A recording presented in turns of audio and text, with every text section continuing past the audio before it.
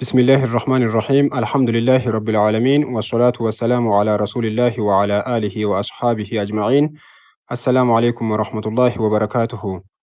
أكم جرت دعوتو تشانالي تيست إسلام بغا نغان دفتن جيشا كتا جلقبا كيستي يوكين مو فيديو جلقبا بروم سكينيا كيستي أكاكو مقا كيسا مقا معرفة في نكرات أن يوكين مو definite noun في indefinite noun kan jedhaman hamma tokko ilaaluudhaaf yaallee turre. Kutaa kana keessattis maqaa indefinite ta'e tokko gara definiteetti akkaataa ittiin jijjiirru ilaalla. Maqaan tokko dhuma isaa irratti tanwiin yoo kan qabaatu taate maqaan sun indefinite ta'uu isaa, akkasumas immoo maxxantuu al jettuun yoo eegale maqaan sun definite ta'uu isaa ilaallee turre. Kanaafuu maqaa beetuun jedhu definite gochuudhaaf alitti daballeet albeetu goona jechuudha. Beetuun jechuun afaan Ingiliffaatiin a house, albeetu jechuun immoo the house. Haaluma wal fakkaatuun qalamuun alqalamu, kitaabuun alkitaabu, masjiduun almasjidu. Kanaafuu maqaawwan indefinite ta'an kuni dhuma isaanii irratti tanwiin kan qabanii dammaa takkitti gatuudhaan al yeroo dabalatan dhuma isaanii irratti dammaa takka qabaatu. Kanaafuu gara definiteetti jijjiiramu jechuudha.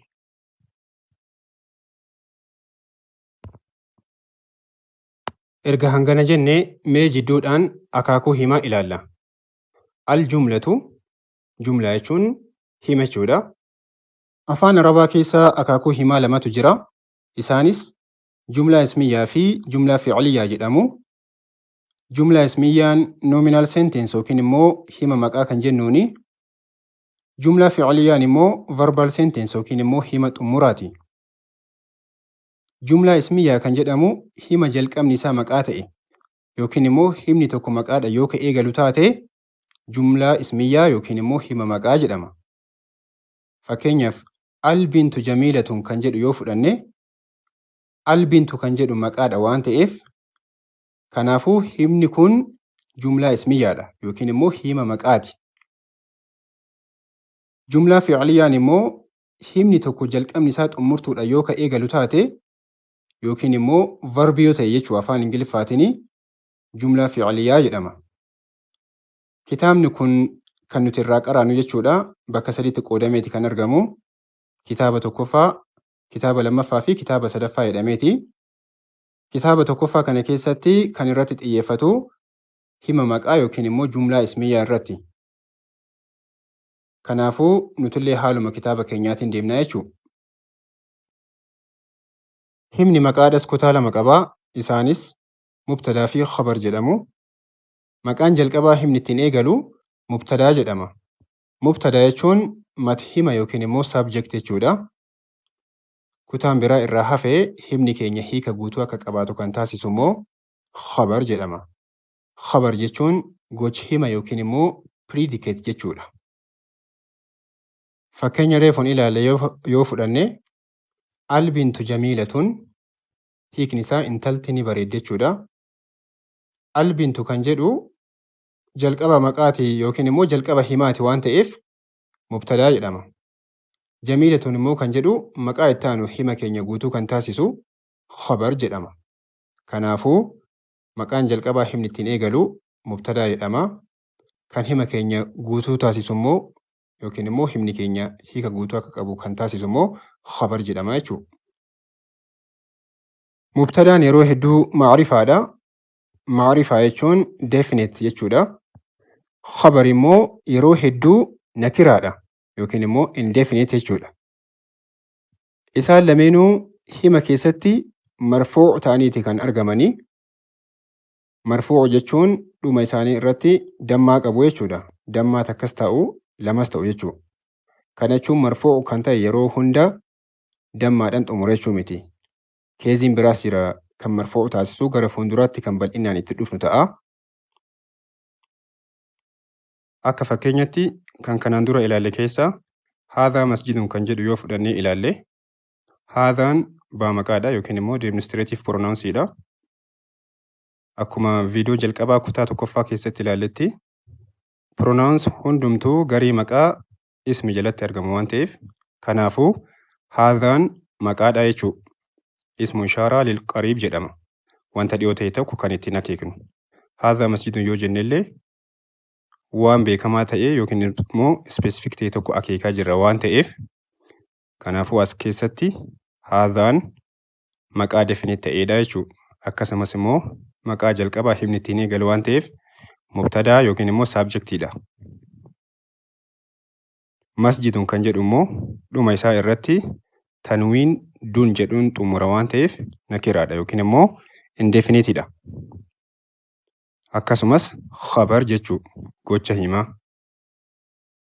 Haaluma wal fakkaatuun dhaalika najmuun kan jedhus dhaalika mubtadaadha.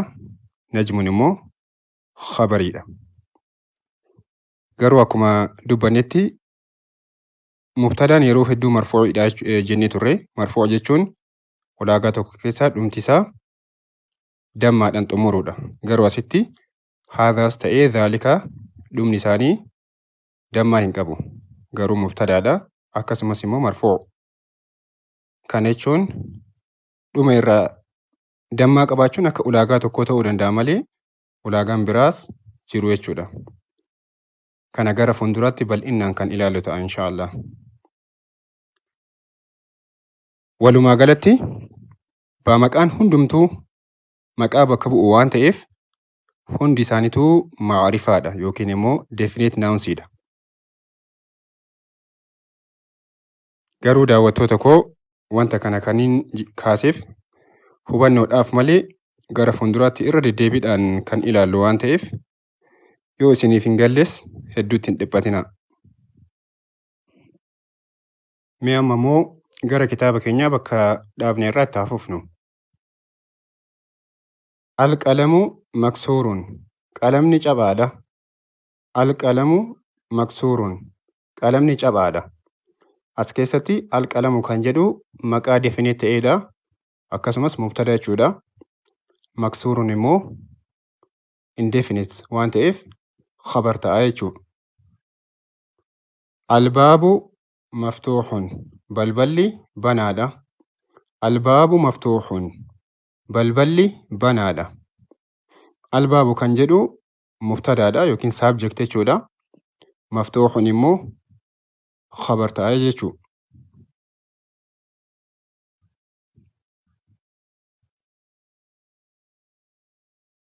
Alwaladu jaalisun mucaan ni taa'a yookiin immoo taa'aa jira. Alwaladu jaalisun mucaan ni taa'a.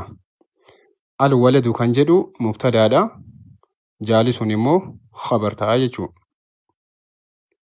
Walmudarrisu waaqifun barsiisaan immoo ni dhaabbata.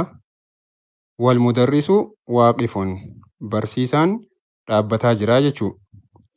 Asitti walmudarris kan jedhu mubtadaadha. Waaqifun immoo khabar ta'a jechuudha.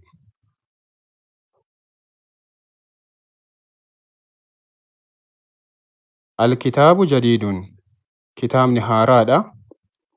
Alkitaabu jadiidun kitaabni haaraadha.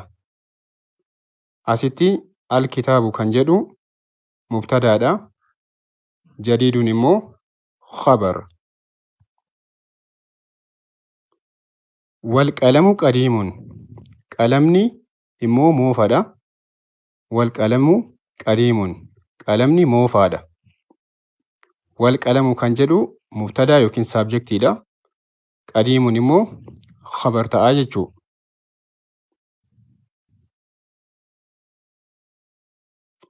Alhimaaru saghiirun harreen xiqqaadha. Hojjaan jechuudha. Alhimaaru saghiirun harreen xiqqaadha. Asitti alhimaaru kan jedhu mubtadaadha.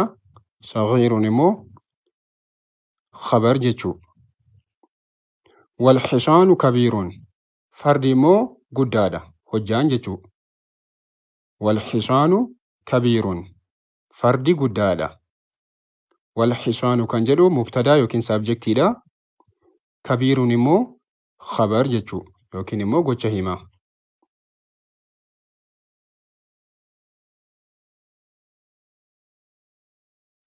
Alkursiyyu maksuurun teessoon caphaadha. Alkursiyyu maksuurun teessoon caphaadha. Alkursiyyu kan jedhu mubtadaadha. Maksuurun kan jedhu immoo khabar. Almindiilu wasiiqun maharrabiin xuraawaadha. Almindiilu wasiiqun maharrabiin xuraawaadha. Almindiilu kan jedhu maqaa definite ta'eedha. Akkasumas immoo mubtadaa yookiin saabjektiidha. Wasiiqun immoo khabar ta'aa jechuudha.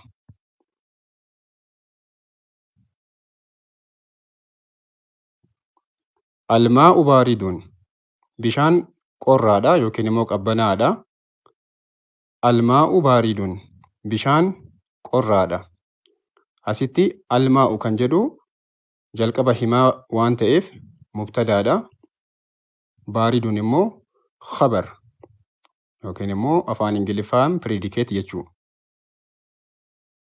Alqamaru jamiilun addeessi bareedaadha. Alqamaru jamiilun jiini yookiin addeessi bareedaadha. Asitti alqamaru kan jedhu mubtadaadha. Jamiilun immoo khabar jechuu. Albaytu qariibun manni dhiyoodha. Albaytu qariibun manni dhiyoodha. Asitti albaytu kan jedhu mubtadaadha. Subject jechuudha. Qariibun immoo khabar. Wal masjidu baciidun masjidni immoo fagoodha. Wal masjidu baciidun masjidni fagoodha. Distaansii isaa jechuudha. Wal masjidu kan jedhu mubtadaadha. Baciidun immoo khabar ta'aa jechuudha.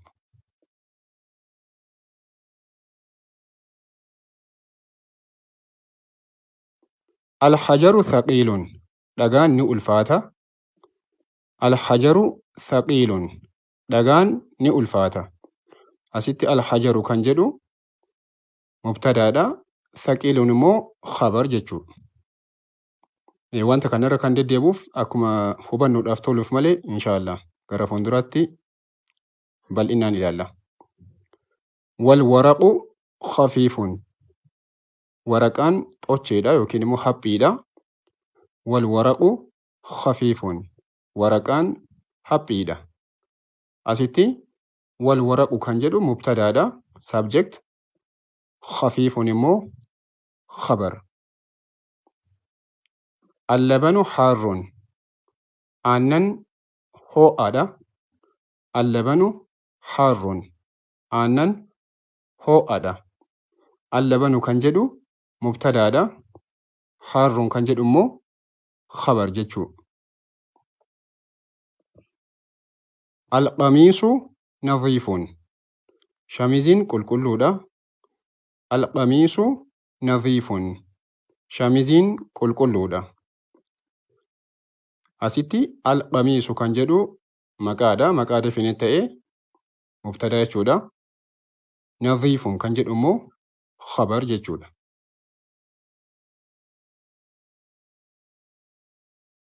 Hayyee daawwattoota koo kanarraaf qopheesse kanuma kutaa itti aanuun hanga walitti deebinutti nagaan tura. Horaa bulaa.